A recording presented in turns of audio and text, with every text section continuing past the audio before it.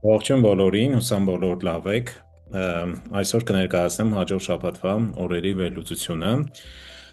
Կտեսնենք ինչ օրեր ունենք եւ ինչի համար կարող ենք օգտագործել։ Եկեք հիմա կիսվեմ իմ պրեզենտացիայով։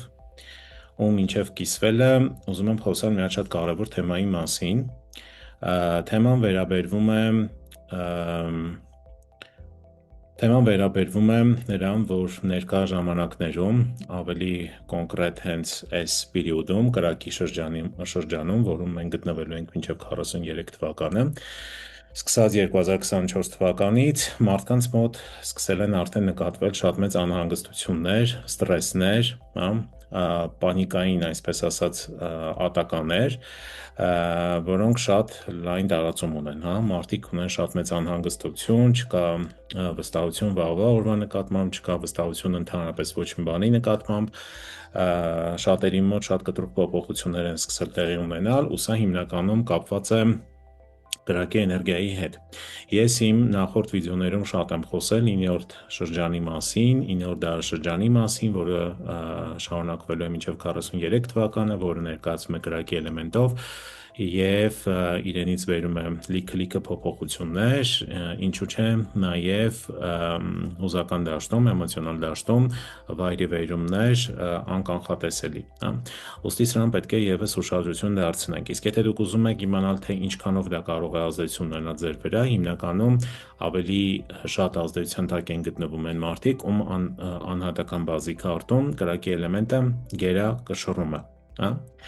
Ոստի լավ կլինի, որ դուք ծանոթանաք ձեր ուրեմն անհատական բազի քարտին, հասկանաք, թե ինչ էլեմենտներ կան եւ նաեւ հասկանաք, թե ինչ պետք է անեք, ինչ գործողությունների պետք է գնաք, ինչ պետք է անեք եւ փորձեք բալանսի բերել ձեր քարտը, որպեսզի կարողանաք հաջողություններ գրանցել հետագա 20 տարիների ընթացքում։ Այլապես կլինեն խնդիրներ, կլինեն դժվարություններ, դուք կկորցնեք հավասարակշռությունը եւ չեք կարողանա գրանցել հաջողություններ եւ ապրել ձեր կյանքը լիարժեք։ Դրա համար ես խորհուրդ եմ տալիս անպայման դիմել անհատական խորհրդատվության, հասկանալ ինչ էներգիաներից է բաղկացած ձեր բազի քարտը, ինչ ունեք եւ ինչպես կարելի է դրանք օգտագործել։ Սա լավագույնն է, որ դուք կարող եք անել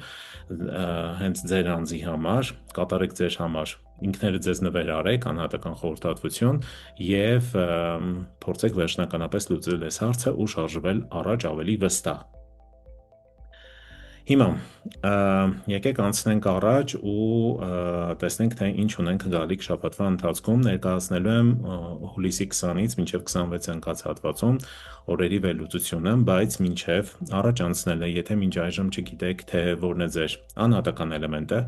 եւ որ կենդանակերպի տարում եք ծնվել, լավ կլինի, որ սկանանեք այս QR կոդը, այնուհետև կբացվի նման պատուհան, այստեղ լրացնում եք ձեր ծննդյան տվյալները եւ դրանից հետո սեղմում եք հաշվել, որից հետո կբացվի այսպիսի պատուհան, այստեղ օրվա սյան վերևի հատվածում երևում է ձեր անհատական էլեմենտը եւ տարվա սյան ներքևի հատվածում այն կենդանակերպը, որի տարում դուք ծնվել եք։ Եթե կլինեն հարցեր բազի քարտի հետ կապված, դիտեք այս տեսանյութը, իմ YouTube-յան ալիքում է, այստեղ ես խոսում եմ բազի քարտից, մի փոքր ավելի մանրամասն։ Եթե դրանից հետո եւս մնան անհասկանալի հարցեր, ապա գրեք մեկնաբանություններում վիդեոյի, այս վիդեոյի մեկնաբանություններում ես կփորձեմ հնարավորինս մանրամասն տալ պատասխան բոլոր ձեր հարցերին։ Եվ իհարկե, եթե մինչ այժմ չեք բաժանորդագրվել, ապա անպայման բաժանորդագրվեք, սեղմեք լայք կոճակ, կիսվեք ձեր մտերիմների հետ։ Բաժանորդագրվելը դա անվճար է, ուստի դրա ձեզանից որևիցե բան չի խլում, ընդհակառակը բաժանորդագրվելով դուք խթանում եք ալիքի զարգացմանը եւ իհարկե մոտիվացնում ինձ, որ ես նկարեմ ավելի շատ վիդեոներ, ավելի հետաքրքիր եւ օգտակար, որոնք դուք կարող եք օգտագործել եւ լավացնել ձեր կյանքը։ Հիմա, ամսի 20-ին մեզ մոտ ունենք հիմնադրում բնութագրով օր, մեզ մոտ փայտե ուրեմն այծի օրն է, օրը հիմնադրում բնութագրով օր ունենք, հետևաբար կարող ենք որոշակի գործողություններ պլանավորել, իհարկե կարող ենք ընդունվել նոր աշխատանքի, օրը բնականաբար դրական է նաև ամուսնության համար, ինչու՞ չէ նաև ճանապարհորդություն սկսելու համար եւս համարվում է դրական։ Օրը համարվում է օգնության օր բոլոր նրանց համար, ում անհատական էլեմենտն է փայտյան կամ մետաղյան կամ հող յան։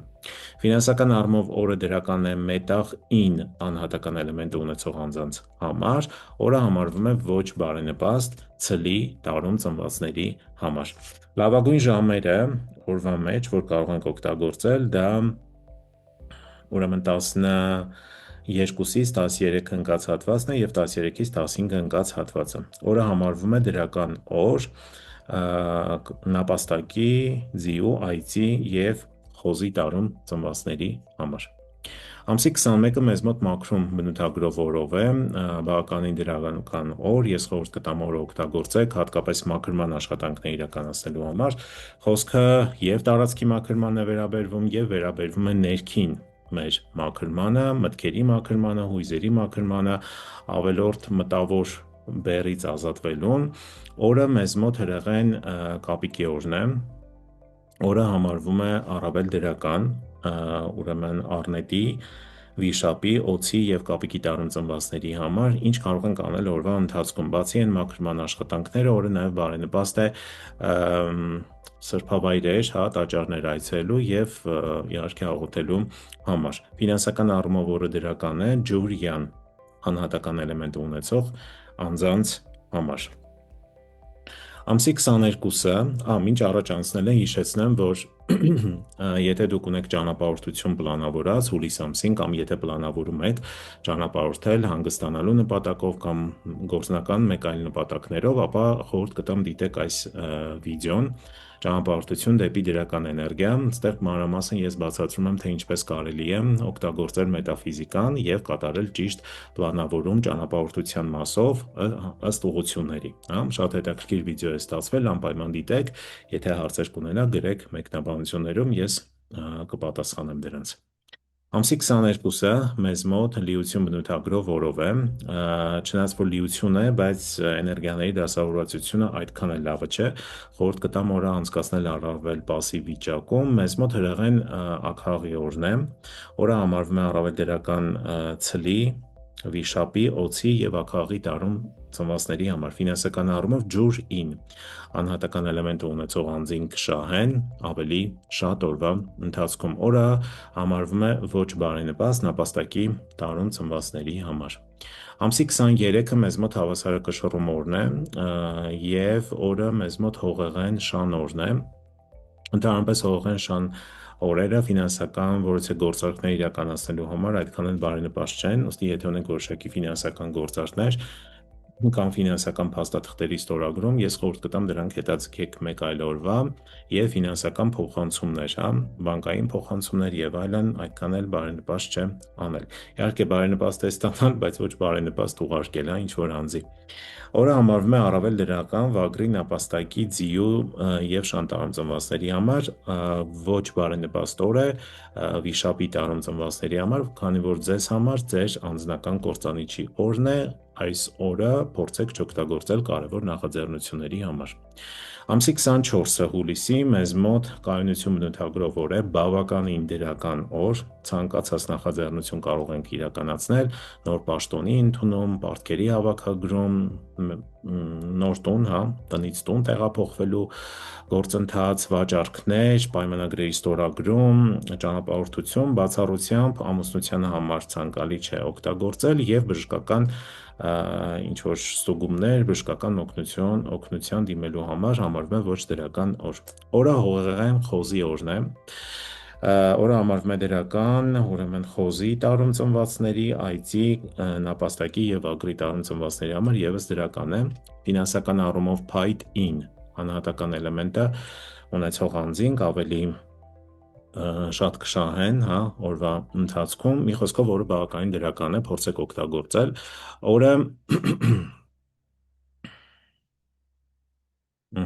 օրը համարվում է ոչ դրական, ուրեմն օձի տարում ծնվածների համար։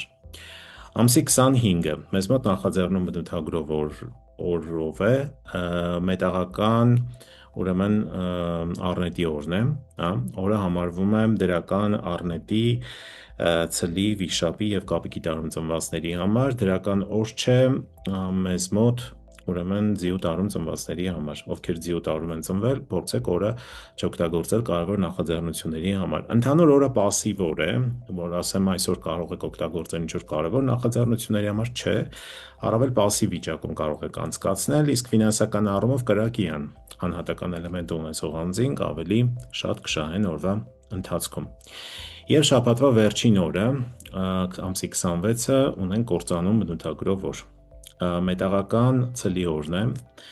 օրը համարվում է անբարենպաստ օր, կարելի ասել 100%-անոց ոչ բարենպաստ ինչ-որ նախաձեռնություններ սկսելու համար, լավագույնը, որ կարող ենք անել, դա հանգստանալն է, իսկ օրը համարվում է առավել բարենպաստ առնետի, ցլի, օձի և ակաղի տարում ծնվածների համար։ Օրը համարվում է ոչ բարենպաստ այծի տարում ծնվածների համար։ Իդեպ այս օրը